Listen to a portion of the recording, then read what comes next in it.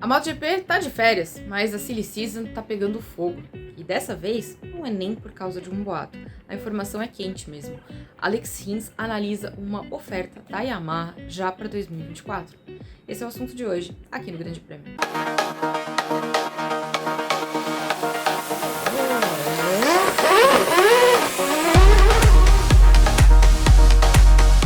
Alex Rins é o único cara que venceu uma corrida pela Honda em 2023. Mas enquanto todo mundo tá de férias, ele tá lá sentadinho na casa dele, pensando numa proposta para substituir Franco Morbidelli na Yamaha. A situação do Morbidelli já era conhecida. Ele é o único entre os pilotos de fábrica que tem contrato para só um ano.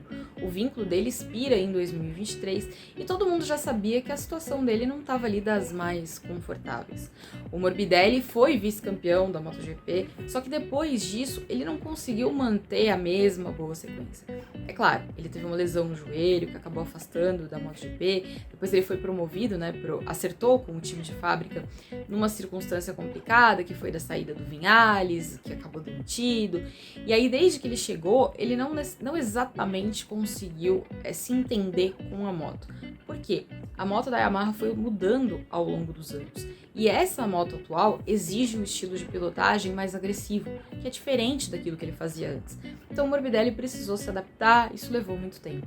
Inicialmente todo mundo achava que a grande ameaça era o Toprak Razgatlioglu, que é o piloto turco que foi campeão com a Yamaha no Mundial de Superbike.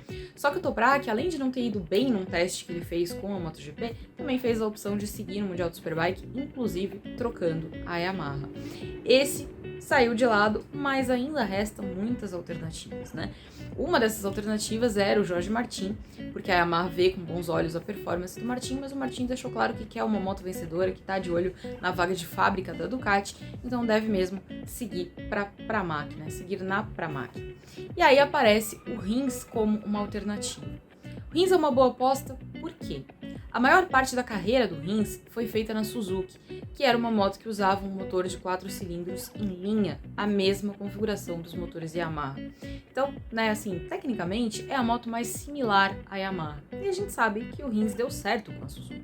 Ele não foi o campeão, mas ele foi o piloto que venceu mais corridas com a GSX-RR.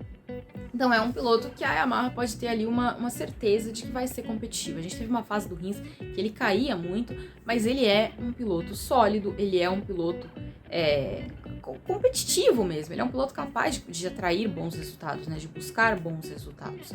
Então é uma aposta mais segura da Yamaha. Além disso, ele foi o único piloto em 2023 a vencer pela Honda. E não foi uma corrida exatamente circunstancial. Porque ele fez muito bem o trabalho dele. Ele contou com uma queda na primeira posição, mas ele buscou o resultado. Já tinha sido forte na corrida sprint e aí no domingo foi lá e conseguiu uma boa vitória. Com uma moto que não está em condições de vencer, Com uma moto que tem um cenário muito complicado para ela. Então agora, o Rins está lá sentado, ele não deve estar exatamente sentado na casa dele, porque ele casou no fim de semana, então a gente imagina que ele esteja por aí curtindo a vida de um recém-casado, mas o casamento dele já deu as imagens, da situação. Ele casou ainda usando muleta e também em alguns momentos estava numa cadeira de rodas, porque ele é um dos 3, dos 4 pilotos da Honda. 3 deles foram para as férias machucados. O Marc Marques, que tinha uma fratura de costela, o Joan Mir, que tinha uma lesão na mão, e o Rins, que quebrou a perna, precisou passar por cirurgia, e a gente ainda não sabe ao certo quando que ele vai voltar. Algumas pessoas falam que a expectativa otimista é que ele volte ali em torno de Misano, mas pelo menos para Silverstone não deve retornar. Silverstone, que é a primeira corrida depois das férias. Então ele tá lá pensando nessa possibilidade. E aí ele tem que analisar os cenários. Nem Honda, nem Yamaha estão em bons momentos, é verdade. Pessoalmente, eu acho que a situação da Yamaha é menos crítica, porque a Yamaha pelo menos brigou por um campeonato no fim do ano passado.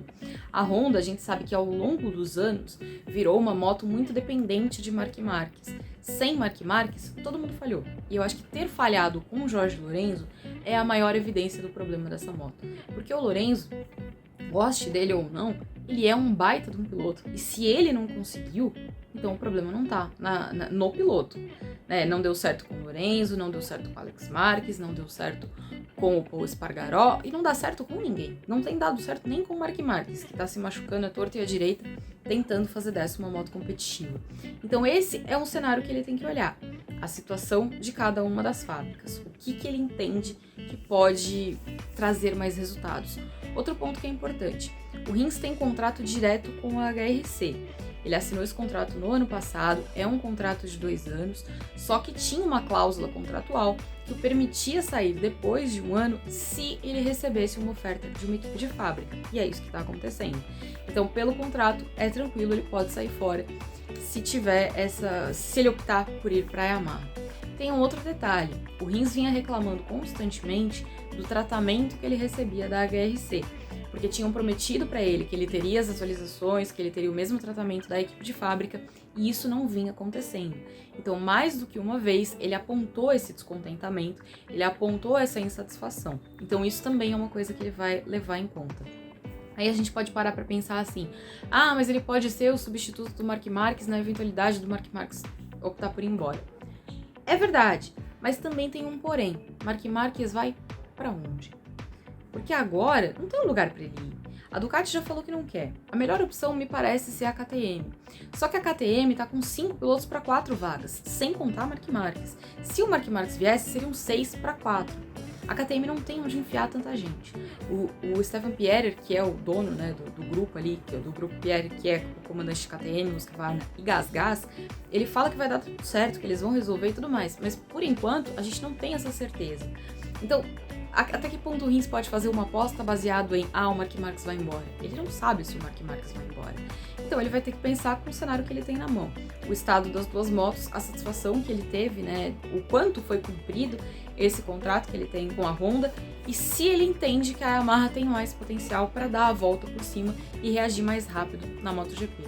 É um cenário complicado, mas eu acho que, ainda que eu entenda que o Morbidelli até merece continuar, porque ele deu mesmo um passo e não tá tão distante assim do Fábio Quartararo nesse ano, acho que o Rins é sim uma boa aposta para a Yamaha, especialmente pela experiência com o motor da Suzuki, que é a mesma configuração. Agora, eu quero saber o que você pensa, então me conta aí e a gente se vê na semana que vem. Valeu!